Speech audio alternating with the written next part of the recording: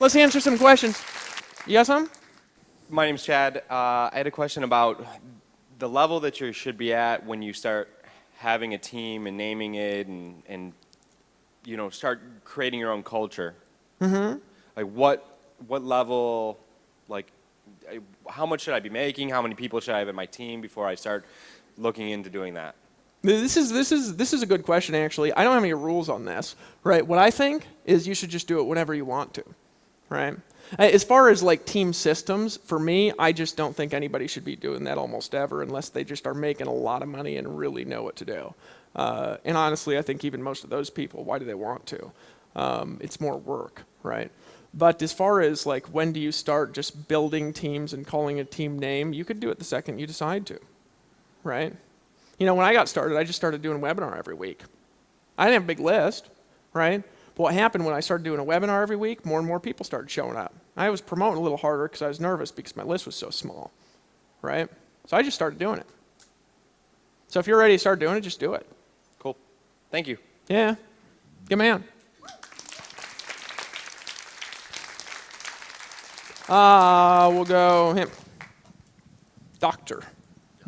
Evil. Hey, Dr. Steve from Boca Raton, Florida. Good to see you, Steve. I have a question Sure. about the challenge that you put out to people, and even AK's challenge to people. You tell them you want them to get 20 or 30 or 50 people to that call, and they get just short of it, or they get about half. Mm-hmm. What do you do? How do you handle them? Do you just say, you didn't do it, sorry, I'm not working with you? Yeah, make them do something else. Yeah, then you excuse it, but they have to do the other thing. You know. But this is one of those things you never tell people because then it ruins it. But you don't just never talk to them. You just don't never talk to them again. You give them something else to do. Yeah. You just give them something else to do. Give them some sort of challenge. You know, they got to do 100 push-ups or something. No, I'm joking. But seriously, you just what your goal is to always challenge people's limits, right? Always challenge their limits. And if you're doing that, you're doing what you need to do. You always want to be stretching people slightly beyond where they're comfortable all the time, right? Stretching them beyond where they're comfortable dreaming, beyond where they're comfortable doing, beyond what they're comfortable producing, just always outside their comfort zone a little bit, and you're just pulling them outside of that a little bit with everything that you do, right? That's really what you're looking to do.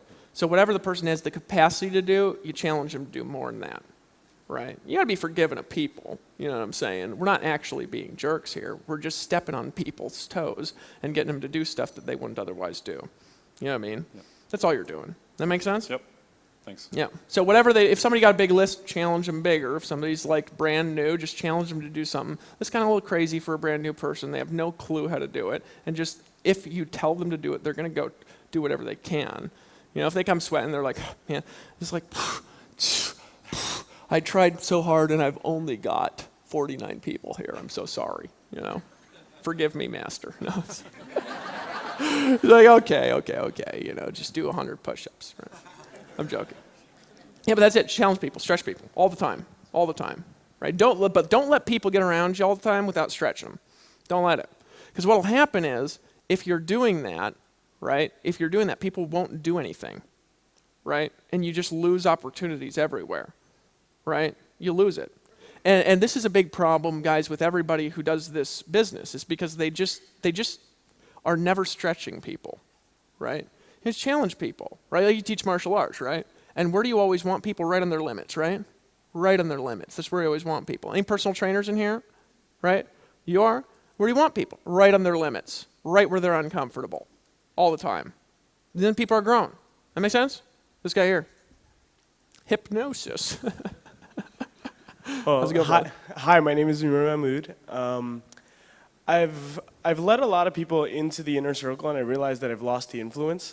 So how do I push them back without pushing them back so I can regain that? Or do I just put my focus and attention elsewhere? Go get new people. Just new people? Yeah, new people. Because what happens is, and this is something I learned actually from Amway, right? Is because some of those guys are real good at building depth. And they'll get a person and they'll bring another person underneath them, another person underneath them, another person underneath them. They'll just keep doing it until they find leadership down there, right? Well, what they always teach you is when that happens, that leader down there never respects the upline, ever, right? But here's when they start respecting him. They start respecting him when that upline creates a new leader outside of them. That's when they start respecting them. So when you lose respect with somebody, which will happen, right? It just will. How do you get it back? You get it back by building new leadership outside of them, okay? Or building new leadership underneath them if they've got a team, right? So then it doesn't matter if they respect you or not because you've got an organization that listens to you beneath them. Because remember, if somebody has a team, right, and you're a leader and you know what to do, it's obvious, you make money or whatever. If somebody has a team, their team will listen to you, period. I promise you that's the way that it is. The further away they are, the more they're going to listen to you. So you can do it in one of those two ways. If you don't have a team underneath you, don't worry about it. Just go get new people because if they're going to quit, they're going to quit. If they're not going to listen, they're not going to listen. Go get new people and work with those people. And when you create results outside of that, respect is restored and they listen again. Okay? Give me a hand.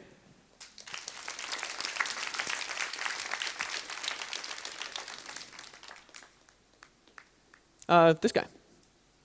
And we'll go over here. He kind of answered my question at one point, but I also realized that some of us have a vision that is beyond the money element. I always want to make money to be able to provide a better service for my dream, which is helping people to break free from the food and pharmaceutical model that beckons so much diabetic challenges throughout the world, or epileptic or whatever. But, you know, we can't state treatment, cures, So and you want to give diseases. money to these causes, or what do you want to do No, for I want to them? earn the money to have the power to be able to send the message out so people can truly be healthier and look as How much money is dynamic as that? yourself.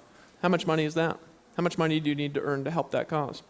I need to earn $20,000 a month in order to do that so that I could go to Vietnam Okay. and teach the So you need to thinkings earn of $20,000 a month. Napoleon Hill in Vietnam to get them That's fine. healthier. See, if you look at like your cause and your dream, that's a fairly easy dream to hit. See, you can actually you could hit 20,000 a month depending on the organization you're in. You can hit 20,000 a month without anybody doing anything, right? Just you, producing and building teams without people really knowing what's going on. You could make 20,000 a month. I always did, right? Barely anybody was doing anything because what I was doing was so damned confusing. That was a problem, not the filters of duplication, right? And so I would just go make the money, and then just second you do, get a new dream. For me, my dream was selfish when I started. It was like, hey, I want to make 30,000 a month and go live on the beach. It had nothing to do with anybody. You know, you can get in and buy stuff, and I'll make 30,000 a month and go live on the beach. That was my dream. You know, it's like your dreams usually start selfish, but then you get there real quick, right? And if you don't expand your dream to something else, right, then you lose the capacity to move on. So you get a bigger one. You got to think for a bit and say, what do I actually want? That puts you in this really interesting place when you can live a life to where you choose your dreams, right? You can choose. When you live a life to where you can do something 10 times bigger than anybody around you. When you live a life that you can say, how do I want to be significant? You know? You get to choose. That's what that allows you to do. So I would actually hit those things first. You know, meet your needs, meet your goals, right? And then you'll be giving money away, and that's not a selfish goal, but he does need $20,000 a month for that. So that's still, he needs to make $20,000 a month for that. And then he needs what? A bigger dream. And as long as you just keep doing that, you hit something, you make it bigger. The bigger it gets, the more people will be attracted to it, and the more money you get, right? The more money you make, I should say, excuse me. The more money you make, the easier it becomes to get good people in your organization, as long as you've got a good life. So if you've got a good life, the more money you make, the more free you get, the easier it becomes to get good people in your team, right? See, if you're not making more money, if your income's not going up, it becomes more difficult. Why? Because people look at what you're doing and they say it's not worth it, right? It's not worth it. If you never live a dream, people look at you and they say, you know, it's not worth it for all that work. But if you're living your dream and it keeps getting bigger, and then you live another dream and it keeps getting bigger, and you live your other dream and it keeps getting bigger, right?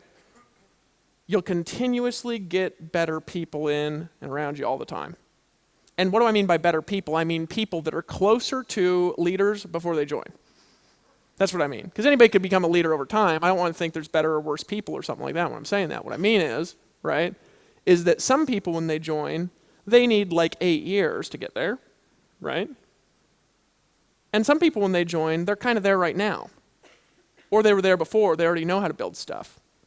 So you how to bring leaders in your organization? I'll tell you how, right? There's a friend of mine who's up in Canada, and he was a $1 million earner in a deal I was in, and here's how he got in. It was because 3 bald guys came to his town and did a meeting, and all 3 of them were making over $100,000 a month.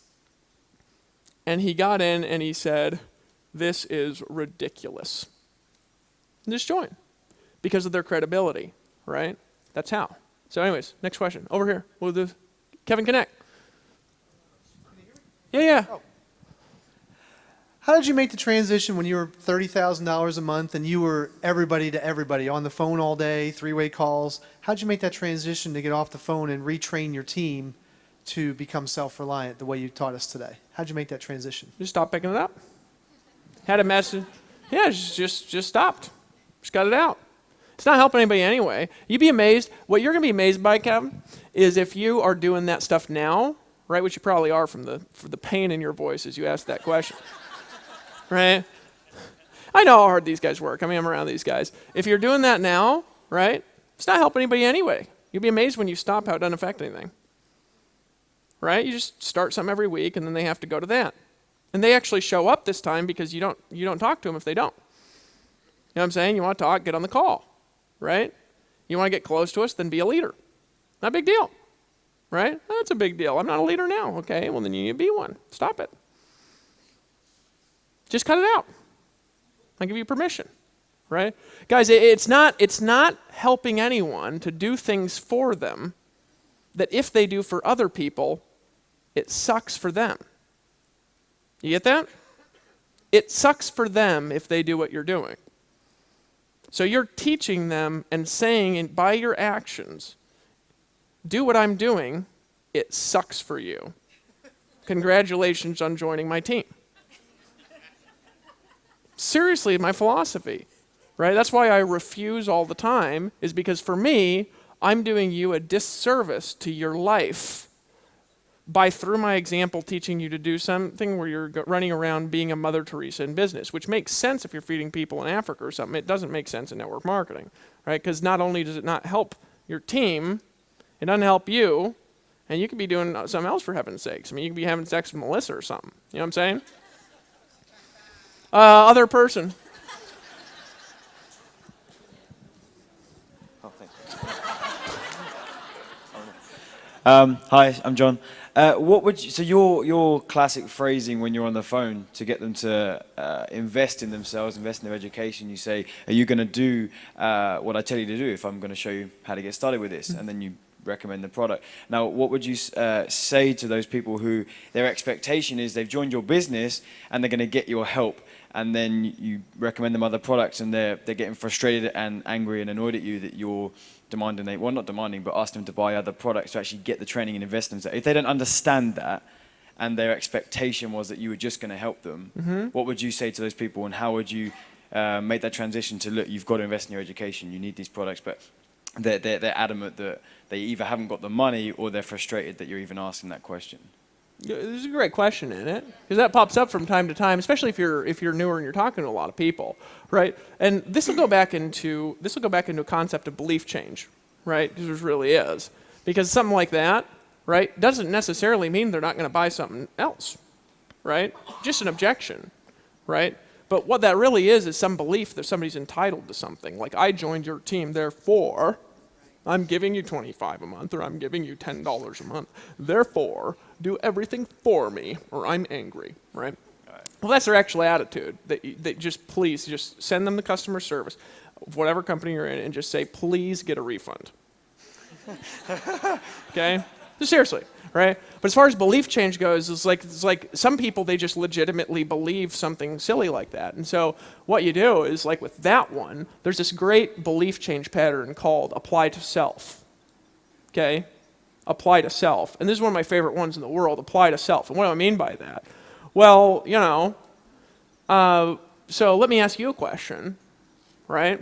So, John, why'd you get in this? Well, I saw your website. I saw how much money you were making. I wanted to get a bit of that action. So you wanted to make some money, right? Yeah, How much yeah. money do you want to make? I want to make $30,000 a month. So you want to make $30,000 a month. Let me ask you a question. When you make $30,000 a month, what's that going to get you that you don't have now? Time freedom is going to have the lifestyle that I want. So you want time freedom. I do. What does that mean for you? It means not having to slave away 12-hour days, which let's say I am doing in my job right now. So you don't want to slave 12 hours a day away. Let me ask you a question, actually. Would you like me to teach you how to be on the phone all day, make less than $30,000 a month, slaving, and even make less than you do at your job? Would you like me to teach you how to do that? I'd hate that. Then you don't want me to help you with this stuff. You want to buy the product. And here's why. Because if somebody calls you and they say, hey, John, I'm giving you $10 a month. Please, it's your responsibility. You got to realize you must help me with everything. Right. What if, God forbid, you had 100 people and you were actually making $1,000 a month, which is 1/30 of your goal, and all of them wanted this time? Would you be free? Not at all. What if instead you were talking to the very same person, and instead of only $10 a month, not only didn't you have to answer the question, so you didn't have to answer the question, so you actually go to the beach or something. You actually go do what you want. So you actually could be free with your time, right? Free with your time, like you want. Yeah. And not only you could be free with your time, the conversation itself, what if that conversation made you $1,000? How would that make you feel? Pretty good. Great. Pull out your credit card and log into the website. I'm going to lead you to something, and you need to buy something that I'm going to tell you to buy. And the reason is because you're serious about the $30,000 a month, right? I am. Now, you're just fooling with me, or are you going to do what I say when I tell you to do it if I show you how to get the $30,000 a month? I'll do it. You'll do it? Or are you going to do it no matter what, or are you going to give me this bullshit every time we talk? I'm going to do it. Okay, so here's what I want you to do. There's a product in there, right? It's called the Team Building Formula. I'll actually show you why this just isn't a good idea. And after you buy the Team Building Formula, here's what I want you to do. I want you to go through that, and I'm actually going to bring you out as an example on this week's team call, but I want you to do something for me in addition to that. Can you do something for me? Yep. Okay, here's what you want to do. We're meeting this Thursday, 8 o'clock. We're having a team gathering, right? And no matter what it takes, I don't want to hear any excuses from you, no whiny bullshit like I'm not going to buy the product. I don't want to hear anything like that. You need to get 10 people there to that team gathering, okay? You get 10 people there, I'm going to pull you out. I'm actually going to show this as an example, and I'm going to help you learn to make a lot more money too. Is that okay? Yeah. Okay, see you Thursday. Eh? Yeah. That's what I do. Apply to self. Apply to self. You just take somebody's beliefs and apply them to themselves. It's really easy to do, and I'll get into it in a minute. I want to talk about this. So how do you apply things to yourself? It's really easy. It's like somebody says, cancer causes death. Well, how would you apply that to itself, right? Well, that belief spreads like cancer and it needs to die, right? You just take something and you apply it to people and they just can't fight with you anymore. Impossible. And they feel stupid because they just told you they wanted something that if you do and they copied it, they can't have. You know what I'm saying? Problem solved. Can't argue with me. He might get angry and quit, but he's not going to argue with me because he's just going to look like an idiot. Who is it? You? Yeah. Bring the microphone here to him. Hey everyone, Aaron Hillier.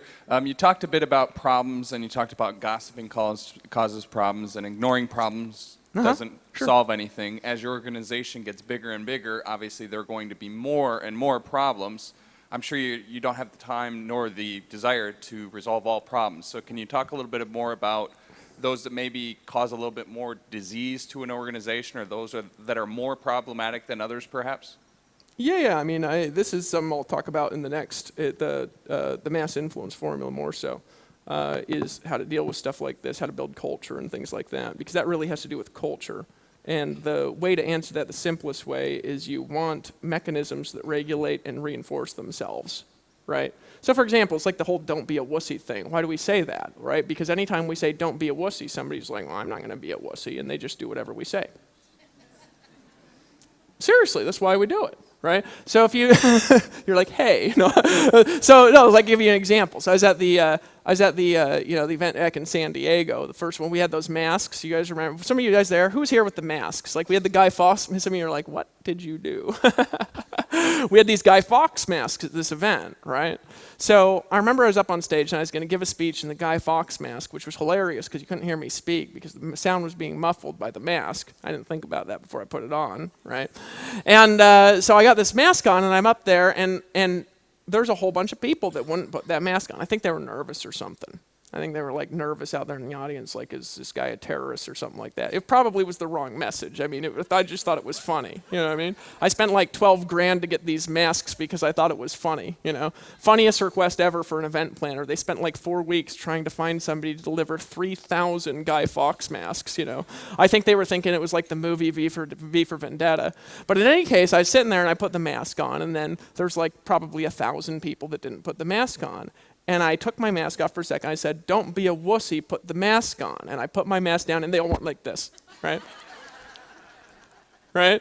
And why do I talk about that? Well, because if you set rules in your culture, people just follow them, right? People just follow them. And what's an example of that, right? You have a choice with like cross-recruiting at your events. You could have a policy where you slam people and you kick them out.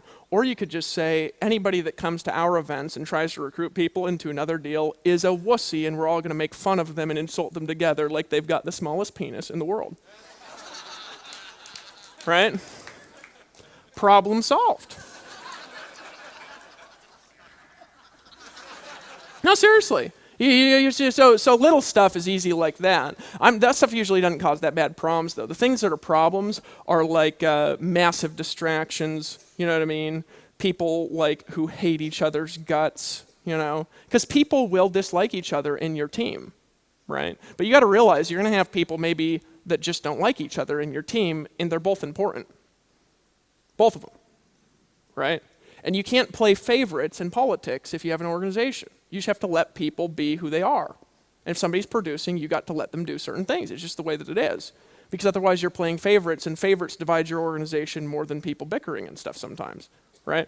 So with stuff like that, right, stuff like that you need to resolve, because they're two people that have got massive amounts of influence, right? Or you need to find a way to connect them together to where they don't have to talk to each other, but they can work with each other. That works too. You don't need people to like each other. You just need to work together. Right? Not everybody in this room would like each other if you knew each other. It's just the way it is. I like pretty much everybody, and I'm a super weird guy because of that. You know, it takes a lot for somebody to do something to where I don't like them. You know what I mean? Usually if somebody does something malicious and then they're like, I'm sorry, I'm like, it's okay. You know? I'm a little on the extreme side there, but that's what I'm talking about. Big things that are larger conflicts you want to deal with because they're like cancer. And just like cancer causes death, that's just something you want to die. Over here. How does one exactly create a culture within their team? How does what? How does one create culture, like team culture, within their team?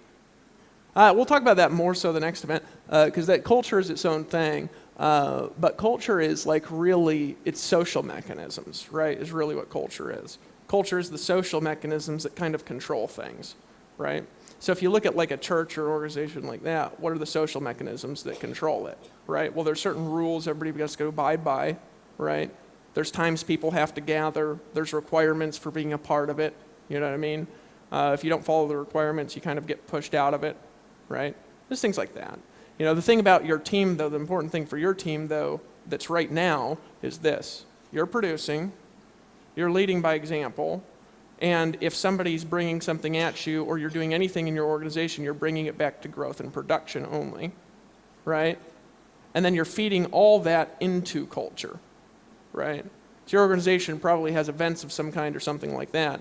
Your culture and your team is, your team follows the company system and gets to the events, period, or they can't get around you, right? What you want to do is you want to reinforce whatever you're around, because if you don't reinforce what you're around, you're fighting it. Okay?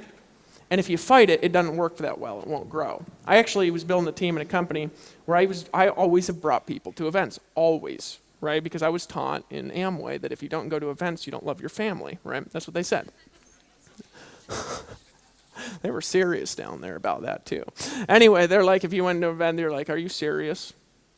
Are you giving up on your dream? I mean, they were just so intense about everything, right? But you go to events. So I was always taught to go to events, right? So I'd bring my team to this company events, and I'd bring my team there, and they'd all quit. The most unbelievable thing ever. I was like, you just came to an event. It's supposed to fire you up. They told me in Amway, you know? But the problem was this, is that I was building in a certain way, right? And it actually worked. It duplicated. My team was having success. So I was having success, my team was having success, and then I'd get them to an event and they'd get pounded to death for 3 days to do a home meeting. And they'd get so stressed out after they did it and it didn't work that they'd just drop out and say, screw this. So I used to go to events with my team and lose 70% of my team every time. So guess what I stopped going to? I stopped going to the events, right? Because I was sick of fighting. I was sick of fighting. So you can't fight a culture of a company if you're within the company. You can't. You have a choice. You can go start your own events, or you can align yourself with a different culture. You can't fight it. If you're telling somebody to do something, because here's a problem with that. If you're telling somebody to do something that's contradiction to the team system, the company system, if you're contradicting it, you're number one saying don't listen to your company, right?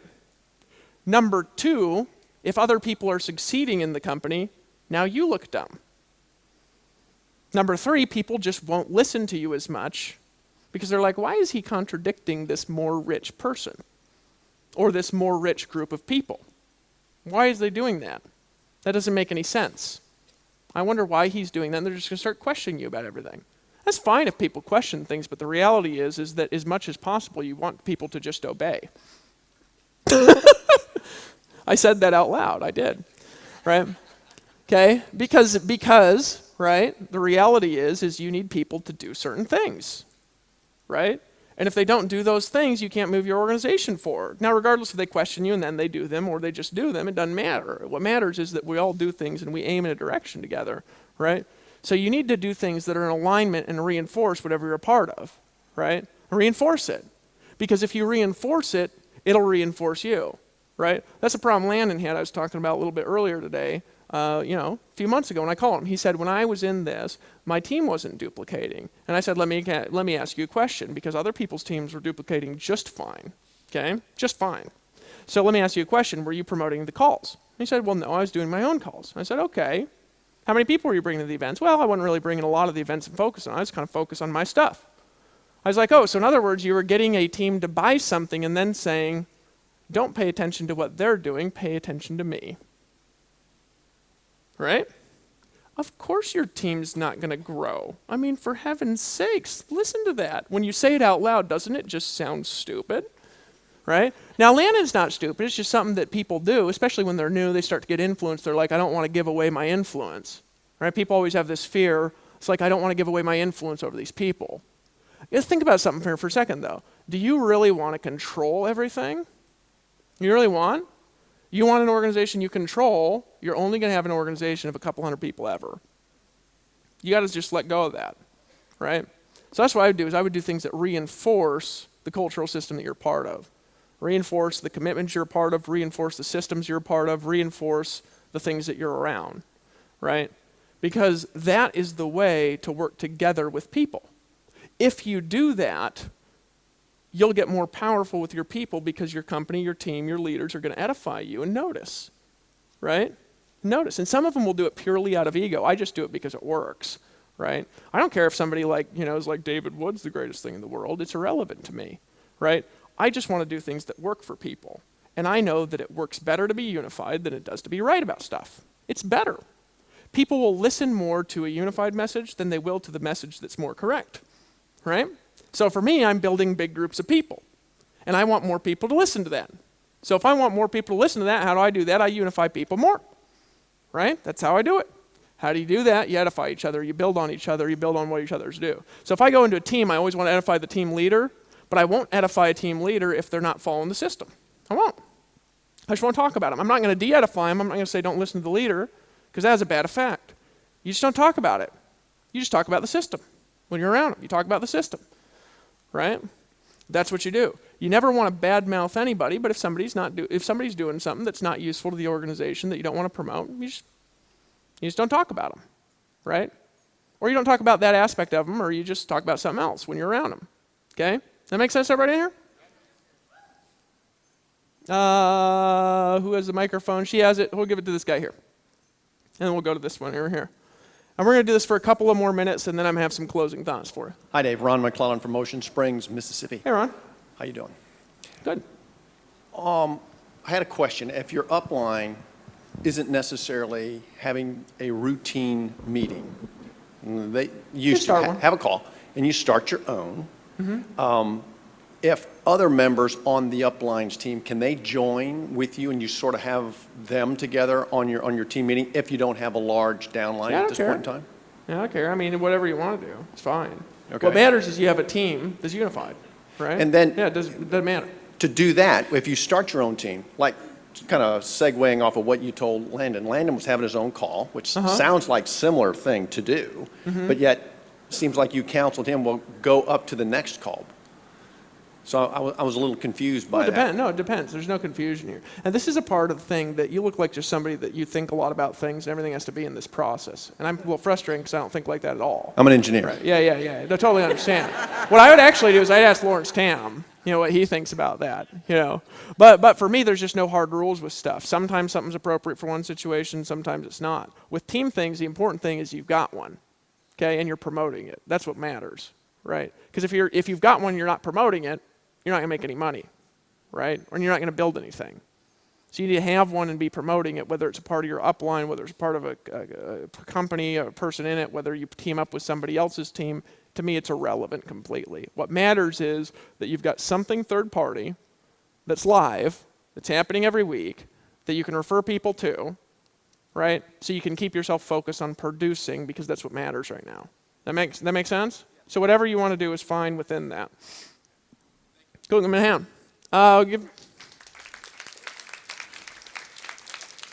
There's just two more, and then I'll hang out for a while, but I want to give some closing thoughts. So it's just him and then her, and then we'll pick one more from there, okay? Gary from Toronto. Okay. Just a question about, somewhere between compassion and posture. When you have to say something to somebody to get them to that, take the action, you sometimes hear people with, trying to unload a bit of problems on you. What do you do with that? Will they try to unload problems on you? Yeah, they just give you a sob story about, everything that's going on. And I don't allow people to keep talking about it. Yeah. Yeah, and here's why, right? You guys got to think about it like this, right? If you allow yourself to make excuses for things, then maybe you have to take them from people, right? However, if you don't allow yourself to make excuses for things, you also don't have to listen to it, right? So for me, I don't make excuses for myself. So I'm not going to take excuses from you. I tell people just like that, right? So when people come up to me and they start blabbering negative on me, normally my response is stop. And usually if you say that, they stop. And sometimes they stop and then they keep going, and then I say stop, a little louder, and then sometimes a third time. By the third time, they always cut it out, right? You can't keep blowing negative on people if they just keep saying stop, and then they stop. You say, okay, right? I say, here's how this is going to go, right? I don't ever allow myself to make excuses for things. So I'm not going to sit here and listen to your negative. If you want to be negative, it's okay, and you are being negative. I'll tell people just like that. You are being negative about this, right? My question for you is this. What are you here for, and what do you want? See, this is what I'm always doing with people. When I'm interacting with people, what I'm always doing is, number one, clarifying, right? Clarifying. That's the most important thing, because the people just are usually giving you something that's nonsense, normally. Every excuse people get, they make up nonsense, right? It's just the way people are. It's not because they're even trying to do it. It's because of defense mechanisms they have. People are always putting nonsense up. So I clarify, right? Distract from it. And then I build rapport and go back to what they want, their core desire. I'm trying to get to the core. Sometimes I can get there in a minute. Sometimes I can't get there, and so I move on, right? But I'm looking for a button, right? He says a hot button, right? I'm looking for that inner desire that he's got. And when I've got that inner desire, I just take whatever his problem is, I just reframe it by that desire. Right? Because usually he can't have that desire and that problem at the same time. He's got to choose to get rid of it. So that's what I'm doing. So I go back to your core desire, then based on the core desire, right, I find out if you really want it or not. And that's why I'm always saying that. That's what I'm actually doing. It doesn't matter what you say. What matters is what you're doing. You always find out if they really want it or not. Are you serious or are you not? If they're serious, right, and they confirm it, then you confirm that they're going to listen to your authority, right? Why am I doing that? I'm creating authority. That's what I'm doing. Why? Because if I don't have authority with him, I can't get him to do anything. If I can't get him to do anything, I can't help him. If I tell him to do something, he doesn't do it, it's totally useless relationship for me in business, right? So I'm going to confirm my authority with him next. And how do I do that? I'm going to say, if I tell you what to do, are you going to listen, or are you going to continue to make excuses, which I've already demonstrated are not useful for you in helping you hit $10,000 a month like you want so you can spend more time with your kids? Are you going to continue to make excuses, or are you going to listen? Okay? Confirm that he's going to listen. I'm going to confirm a second time because I'm just brutal, right? And I say, will you listen? Will you promise me you'll listen if I tell you what to do? Okay, and then he'll confirm a second time, and then I'll tell him, here's what you need to do next. I know you're broke. I know a comet fell on your house, or I know that like you were in such a good mood until a midget in a bikini ran down your street the other day, or whatever your excuse is. However, here's what we're going to do next. I've been broke, and I just made a decision. Everything in my life changed. So I'm going to give you the chance to make a decision. Here's what you have to do next. Here's by when you have to do it. Here's your assignments, and I'll meet you at this event. Every time. That's how I deal with people. And the reason is because that will help him get where he wants. See, if I'm all weak with everybody, it doesn't help anybody. It doesn't help me, doesn't help them, doesn't help the team, right? And why am I doing this? Because if I'm not going to building a business, I would much rather be back in Costa Rica snuggling up with my kiddos or something. You know what I mean? So this is for something. It's got a purpose. It's got a vision. So back to why we're here, and then we just got to. I'm going to end this, and then we're going to do a couple things and go. This will be like 2-3 more minutes total. Okay.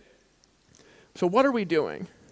We're bringing people in big numbers, and then we're identifying people that we can move to create massive numbers. Right? That's what we're doing. That's what all the systems are for. That's what all the principles are for. They're all geared in that direction, everything.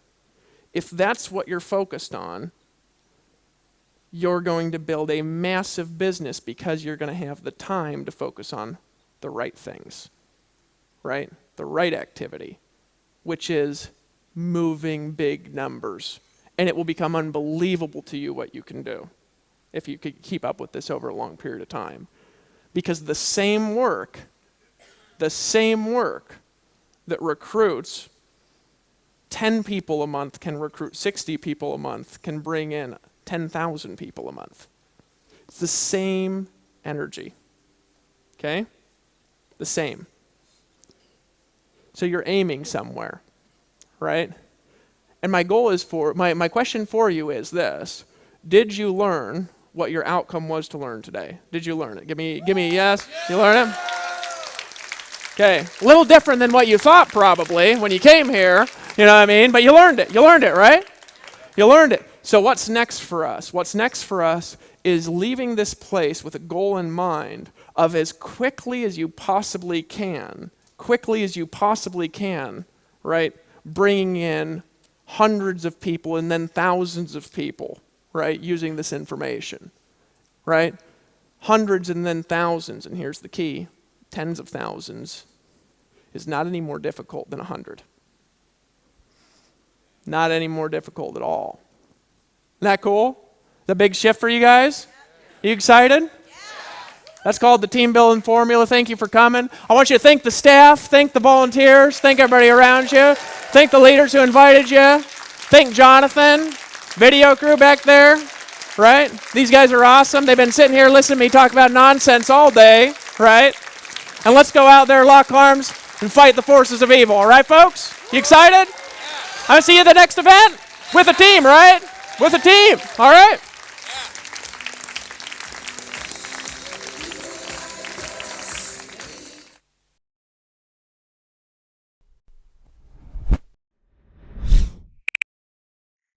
Folks, obviously the income examples discussed are extraordinary. The income claims presented are not intended to serve as a guarantee of income.